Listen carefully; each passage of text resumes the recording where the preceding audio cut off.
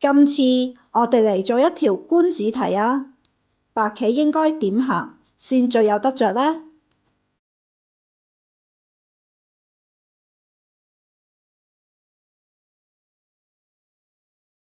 白簡單咁喺一位衝，黑二擋，白得先手一目嘅官子就滿足咗咩？黑角上面就有6目啦。白一斷入係犀利嘅官子手筋，黑二打食，白三跳托又係一個手筋，於是到白5、黑6告一段落。黑空成4目，同之前比撐咗2目啊。另外行棋嘅次序都好重要㗎。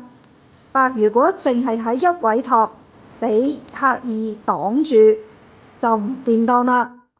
接落嚟白斷，黑4提食，自取滅亡。